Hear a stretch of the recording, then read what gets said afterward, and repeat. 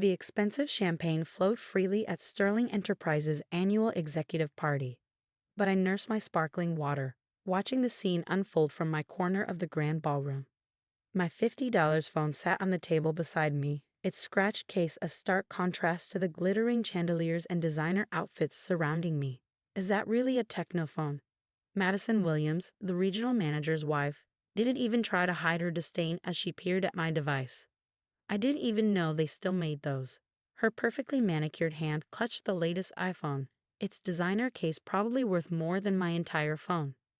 I smiled politely, used to these reactions. It makes calls and sends texts. That's all I need.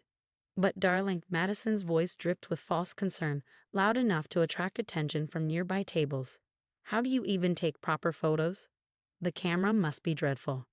Before I could respond, James Sterling Jr., the CEO's son and heir apparent to Sterling Enterprises, sauntered over, his signature smirk firmly in place.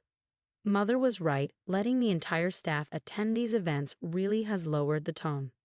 He picked up my phone, turning it over with 2 fingers as if it might contaminate him. What department are you from again? Mailroom? Actually, I'm new, I replied calmly, taking my phone back. Just started this week. Well, Madison jumped in, clearly delighted to have an audience gathering. Perhaps after a few paychecks, you can upgrade to something more appropriate for our company's image. Though with entry-level salaries these days, she trailed off with a theatrical sigh. Speaking of image, James added, straightening his custom-made suit. The board meeting tomorrow will determine the company's new direction. Big changes coming. He winked at Madison. Some people might want to start updating their resumes and their phones. I checked my cheap phone's screen, 7:58 p.m. Perfect timing. The board meeting was actually moved to next week. I commented casually, taking a sip of water. James laughed loudly, drawing even more attention. Sweetheart, I think I would know about any changes to the board meeting. I am the CEO's son. Oh yes, James Sterling Jr. I smiled, standing up as I heard familiar footsteps approaching. Which makes me Sarah Sterling. The room fell silent as my father, James Sterling Sr., CEO of Sterling Enterprises, walked in, his commanding presence drawing all eyes. I see you've all met my daughter. Madison's champagne glass slipped from her fingers, shattering on the marble floor. James Jr., my half-brother who'd never bothered to attend any family events or look at photos of his father's new family, turned an interesting shade of pale. Since we're all here, Dad continued, his voice carrying across the now silent ballroom, I'd like to make an announcement I'll be officially making at next week's board meeting. After 30 years as CEO, I'm stepping down. James Jr.'s smirk started to return. And I'm proud to announce that after completing her MBA at Harvard and spending the past 5 years turning around our international divisions under a different name, my daughter Sarah will be taking over as CEO, effective immediately. The silence was deafening. I could practically hear Madison's jaw hit the floor. But James stammered, I'm your son. The heir. I've been working here for 3 years, Dad cut in smoothly, during which time you've spent more money on designer suits than you've brought in through deals. Meanwhile, Sarah has increased our international profits by 300%, while living on an entry-level salary and using a basic phone because she wanted to understand every level of our business operations. I pulled up my company performance charts on my trusty $50 phone, projecting them onto the ballroom's presentation screen. Actually, it's 324% profit increase. Would anyone like to see the quarterly breakdowns? The next hour was a blur of executives who'd ignored me all evening suddenly discovering they'd always wanted to discuss international market strategies. Madison's attempts to apologize were almost as entertaining as watching James Jr. try to explain to his friends why he'd never mentioned having a sister. But the real work was just beginning. I'd spent 5 years learning every aspect of our business, from the mailroom up. I'd seen how middle management like Madison's husband treated staff when they thought no one important was watching. I'd experienced firsthand the toxic culture my half-brother and his friends had created in upper management. And now, as CEO, I had the power to change it all. My $50 phone buzzed with a text from Dad. Ready for phase 2. I smiled, thinking of the restructuring plans already prepared on my laptop. James Jr. had been right about one thing. Big changes were coming to Sterling Enterprises. Just not the ones he'd expected. The party wound down around midnight. But I stayed behind, sitting in what would soon be my office, looking out over the city lights. The same view James Jr. had probably imagined would be his. My cheap phone sat on the expensive desk, a deliberate reminder of where I'd started and why. The door opened and closed quietly. "Your mother would be proud," Dad said, sitting down across from me. She always said success wasn't about having the most expensive things, but about understanding the value of everything. I thought of my late mother, who taught me that true worth wasn't found in designer labels or latest gadgets. "The board meeting next week will be interesting," Dad finished, smiling. "Especially when they see the evidence you've gathered about certain executives' creative accounting practices."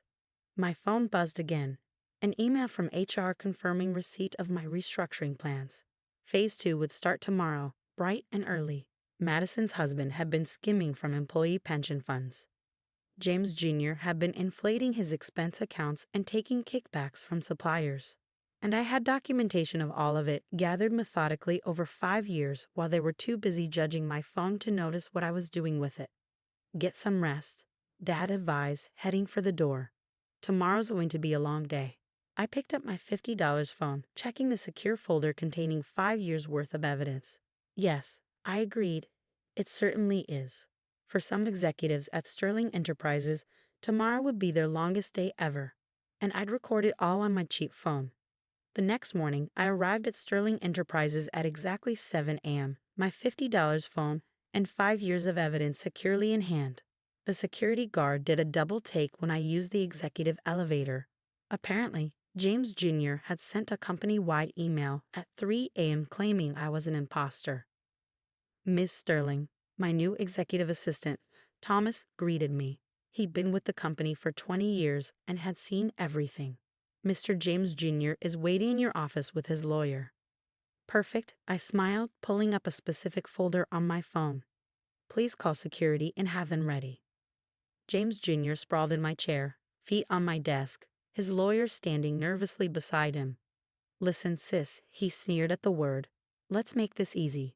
You walk away now, keep whatever Dad promised you, and we'll forget about your little stunt last night." I set my phone on the desk, camera facing him. "You mean like how you forgot about the Miller contract?" His feet dropped from the desk. "What?" "The Miller contract. 3 months ago, you took a kickback of $500,000 to award it to your friend's company instead of the more qualified bidder." I played the recording from my phone. James Jr.'s own voice discussing the deal in what he thought was a private conversation. "You can't," his lawyer started.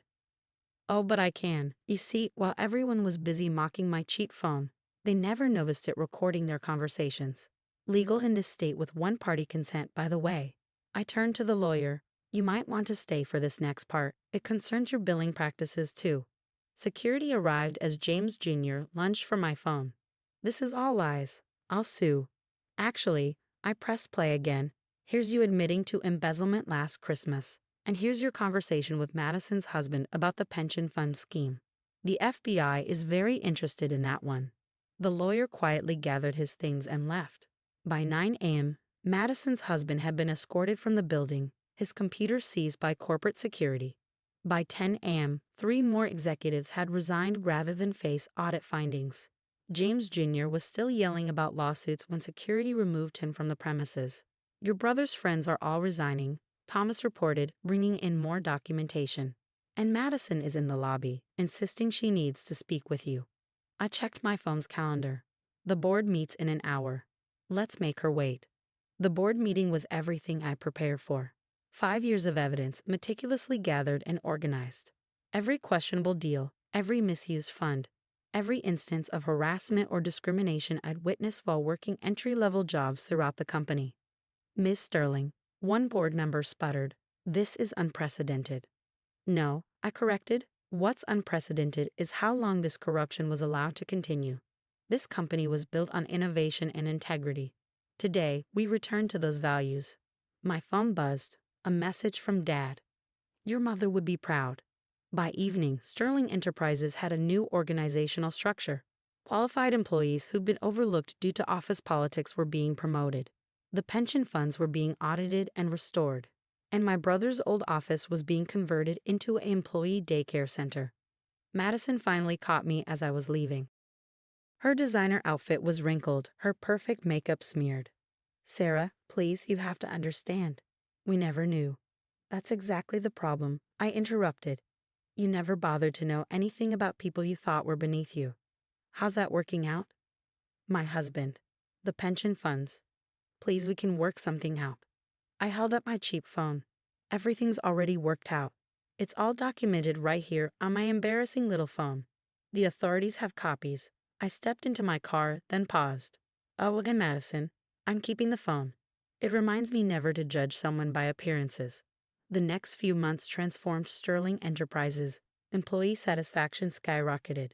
Productivity increased. Even our stock price jumped when the market realized how much dead weight we cut. James Jr. tried to contest Dad's decision, but it's hard to claim rightful inheritance when you're under federal investigation for fraud. Last I heard, he was looking for work, but his reputation preceded him. Madison's husband took a plea deal. She sold her designer handbags to pay for his legal fees and moved in with her sister in Ohio. 1 year later, I sat in my office, looking at the same view I contemplated the night of the party. My $50 phone sat in a frame on my desk, retired but preserved as a reminder. Beside it stood a photo of my mother, smiling proudly. A knock at the door interrupted my thoughts. "Miss Sterling, the new employee orientation is starting." I smiled, picking up my new phone, still not the most expensive model, but chosen for its functionality rather than status.